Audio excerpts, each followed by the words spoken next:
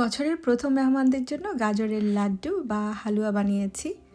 বছরের শুরুর আনন্দটাও হয়ে গেল, সেই সাথে মেহমানদের জন্য কিছু মিষ্টি বানানোও হলো।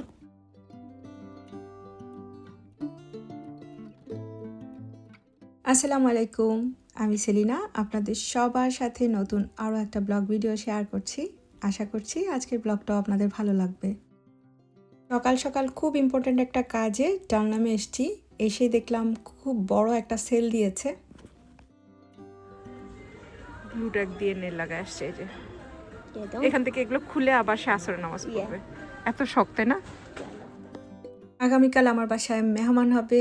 আজকে শপিংয়ে সময় নষ্ট করার মতো বাড়তি সময় আমার নেই, তো এখানে আসলে খুব বেশি ঘোরাও হয়নি। তবে বেকিংয়ের সেকশানে এসে এই কেক টিনটা পেয়েছি, এটা আমি নিয়ে নিয়েছি। ছোট্টখাট্টো কিছু লাইটও আমি কিনেছি, সেগুলো নিয়ে বাসায় এসে সরাসরি কিচেনে ঢুকেছি। যাওয়ার আগে আমি কিছু ছানা কেটে গিয়েছিলাম, ওগুলো এখন মথে তারপর এগুলো দিয়ে আমি মিষ্টি বানাবো। আর এখানে আমি 1 কাপের মতো ছানা আলাদা করে রেখে দিয়েছি, এগুলো দিয়ে আমি গাজরের লাড্ডু বানাবো। এখানে আমি কিছু গাজরকে সুন্দর করে ছিলে ধুয়ে রেডি করে নিয়েছি। আর এই পাশ থেকে প্রথমে আমি চমচম মিষ্টিগুলোর জন্য শিরা বসিয়েছি, আর একটা পাশে আমি মিষ্টিগুলোও বানিয়ে নিচ্ছি।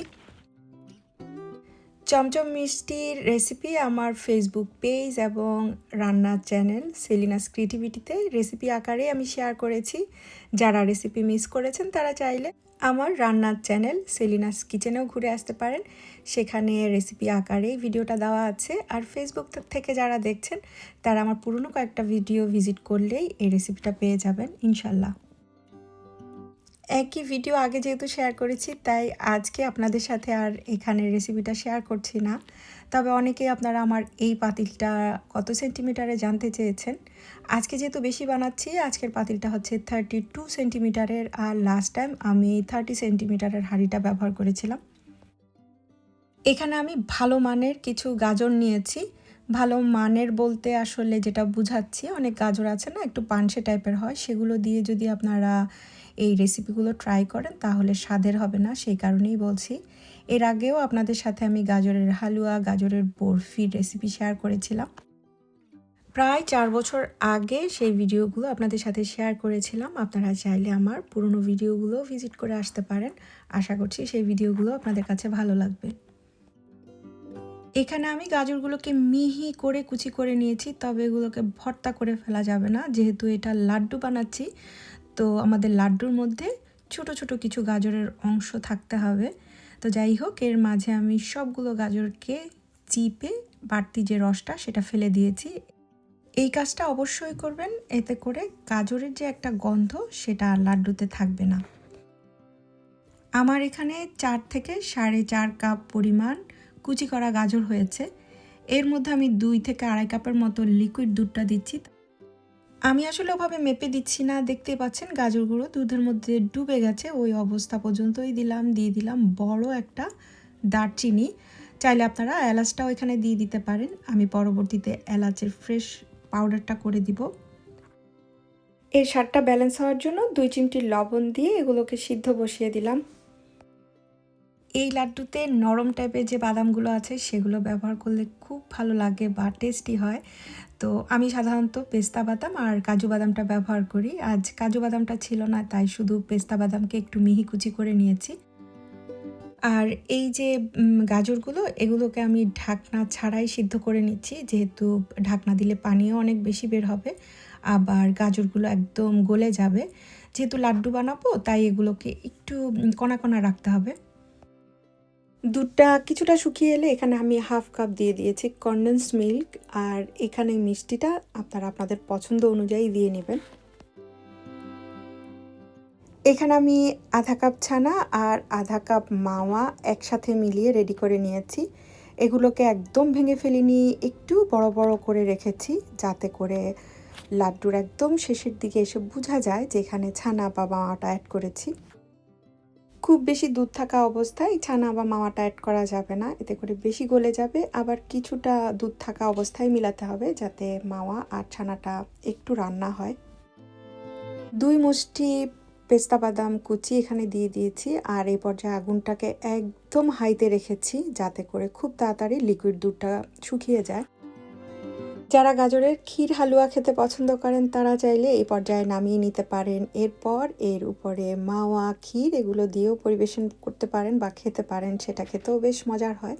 তবে আজকে আমি যেহেতু লাড্ডু বানাচ্ছি তাই এগুলোকে আরও বেশি ড্রাই করে নিচ্ছি।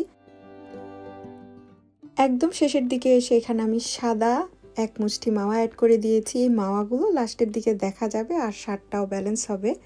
এ পর্যায়ে খুব ভালো করে নাড়তে হবে যাতে কোনোভাবেই পোড়া না লাগে। একবার পোড়া লেগে গেলে কিন্তু এই লাড্ডুর স্বাদ একদম নষ্ট হয়ে যাবে। এখন বুঝতেই পারছেন মিশ্রণটা কিন্তু শুকিয়ে গেছে, আর শুকিয়ে যাওয়ার সাথে সাথেই এখানে আমি প্রথমে 2 টেবিল চামচ ঘি অ্যাড করেছি। ঘি দেওয়ার সাথে সাথে দেখবেন কি প্যান থেকে একদম এই হালুয়াটা ছেড়ে আসছে বা লাড্ডুর এই মিশ্রণটা ছেড়ে আসছে। তো আপনারা একটু চেখে দেখবেন, যখন দেখবেন যে হাতে আর আঠা আঠা লাগছে না তখন ঘি দেওয়াটা বন্ধ করে দিবেন। মোটামুটি আমি এখানে 5 টেবিল চামচের মতো হচ্ছে ঘিটা অ্যাড করেছি। এখন অনেকেই জিজ্ঞেস করবেন আপু ঘি না দিয়ে তেল দিলে হবে কি না? তেল দিলেও হবে, তবে হালুয়া, বরফি কিংবা এই ধরনের লাড্ডু এগুলোতে না ঘি দিলে সেন্টটাও খুব সুন্দর হয় আর খেতেও বেশ ভালো লাগে। আর এই যে দেখেন আমি 5 টেবিল চামচ ঘি অ্যাড করার পর এটা প্যান থেকে ছেড়ে এসেছে। হাতে নেওয়ার পর দেখলাম এটা খুব সুন্দর করে দলাও পাকাচ্ছে। তো এই পর্যায়ে এটাকে আমি নামিয়ে নিচ্ছি। দাওয়াতের টেবিল, ঈদের টেবিল কিংবা যে কোনো পার্টির টেবিলে যদি আপনারা দিতে চান সেক্ষেত্রে এরকম সুন্দর সুন্দর এই জিনিসগুলো ব্যবহার করতে পারেন, দেখতে বেশ সুন্দর লাগে। তো আমি শুধু ভিডিওর জন্য আজকে এই তো ছোট ছোট করে বানাচ্ছি। আর এই তো উপর থেকে সুন্দর লাগার জন্য এভাবে আমি উপরেও কিছু পেস্তা বাদাম দিয়ে নিচ্ছি। তবে আপনারা চাইলে এগুলোকে যে কোনো সাইজের করে করতে পারেন, আবার চাইলে এগুলোকে ডাইস দিয়েও বানাতে পারেন, আবার চাইলে বরফির আকারেও কেটে নিতে পারেন। আপনাদের যেভাবে সুবিধা হবে সেভাবেই বানাতে পারবেন। মিষ্টি বা মিষ্টি জাতীয় আইটেম বানালে অনেক আপুই প্রশ্ন করেন যে আপু এগুলো কতদিন ভালো থাকবে। আসলে অনেক চিনি দিয়ে বানানো জিনিস বা অনেক মিষ্টির জিনিসগুলো না নর্মাল ফ্রিজেই 10 থেকে 12 দিন রেখে খাওয়া যায়। অনেকেই আছেন আরও বেশি দিন রেখে খান, তবে ডিপ ফ্রিজে আপনারা এগুলো অনায়াসে অনেক মাস পর্যন্ত সংরক্ষণ করতে পারবেন। খাওয়ার আগে মাইক্রোওয়েভে আপনারা 5 সেকেন্ড গরম করে নিলেন কিংবা খাওয়ার 1 ঘন্টা আগে নামিয়ে নর্মালভাবে রেখে দিবেন, তাহলেই দেখবেন যে একদম নর্মাল হয়ে গেছে। আমার কাছে সবচেয়ে বেশি ভালো লাগে ধরেন ঈদের 2-3 দিন আগেও এগুলো বানিয়ে নেওয়া যায় ঈদের জন্য। আবার মেহমান আসার আগেও 2 দিন আগে আপনি বানিয়ে এগুলো রেখে দিতে পারবেন। এটাই আমার জন্য অনেক। কারণ আমার বাসায় দেখা যায় 1 সপ্তাহের মধ্যে এই জিনিসগুলো খাওয়া হয়ে যায়। আগামীকাল বছরের 1ম দিন আমার বাসায় বছরের 1ম মেহমান আসবে। ওনারা যেহেতু থাকবেন 2-3 দিন, তো আমি সেই সময়ের কিছু কাজ কমিয়ে নিচ্ছি। এখানে লাল শাক কেটে বেছে একটু ভাপিয়ে রেখে দিচ্ছি। সাথে হচ্ছে পুঁই শাক পেয়েছিলাম, সেগুলোকেও আমি একইভাবে ভাপিয়ে রেখে দিচ্ছি। এগুলো নর্মাল ফ্রিজে 1 সপ্তাহের মতো থাকবে। ঘরে যে কোনো ধরনের মেহমানই হোক, মানে নিজের আপন মানুষ হোক আর বাহিরের মেহমান হোক, যেই হোক না কেন, দেখা যায় কাজ তো একটু বেশিই থাকে। তো এই ধরনের কিছু কাজ করে যদি এগিয়ে রাখা যায় তাহলে হয় কি মাছটাই একটু কুটাবাছা করে তারপর শাকটা দিয়ে ঝটপট রান্না করে ফেলা যায়। আগামীকাল মেহমান আসবে, রান্না বান্নার ফিনিশিংটা কালই দিব। তবে আজকে আমি মাছ, মাংস আর হচ্ছে গরুর মাংস, তো এগুলো কেটে বেছে ধুয়ে মানে হাফ ডান করে রেখে দিচ্ছি। যেহেতু 4টা বাজে মাগরিব হয়ে যায় এখন না, দিন আর কাজের সাথে একদম পেরে উঠি না। তো এই কাজগুলো আজকে করে রেখেছি, আগামীকাল কাজ বেশ সহজ হয়ে যাবে। ওয়াও, এই পাশে। Wow. Why is there so many cars in front of আব্বু তো us? গেস্ট আসছে হয়তো কারণ নতুন আরও একটা বছর শুরু, একের পর এক বছর যাচ্ছে আর প্রত্যেকটা বছরেই এক একটা কাহিনী হচ্ছে। মানে 24 ভালো যায়নি, 25 ভালো যায়নি। তবে আল্লাহর কাছে শুরু থেকেই দোয়া করছি আল্লাহ 2026 সাল যেন বরকতময় করেন, রহমতের বছর হয়, সেই দোয়াটা আমি শুরু থেকেই করছি। বিগত এই কয় বছর আমার এই চ্যানেলের সাথে যারা আছেন তারা হয়তো বা জানেন এই 2টা বছর আমাদের জন্য কেমন ছিল বা কী হয়েছে। প্রত্যেকটা মানুষের জীবনেই এই অধ্যায়গুলো আছে। আমরাও একদিন দুনিয়া থেকে চলে যাব জানি, তারপরও মাঝে মাঝে কষ্ট হয়। আর আমি কখনোই আমার ব্লগ চ্যানেলে আসলে এগুলো নিয়ে কথা বলতে চাই না বা বলি না। আমি কখনো আমার এই জিনিসগুলো দিয়ে কোনো ব্লগও করি না, সেটা হয়তো বা আমার পুরনো ভিউয়ার্সরা জানেন। তবে সবাই সবার জন্য দোয়া করবেন। এই বছরটা সবার জন্য যেন রহমতের হয়, বরকতময় হয়।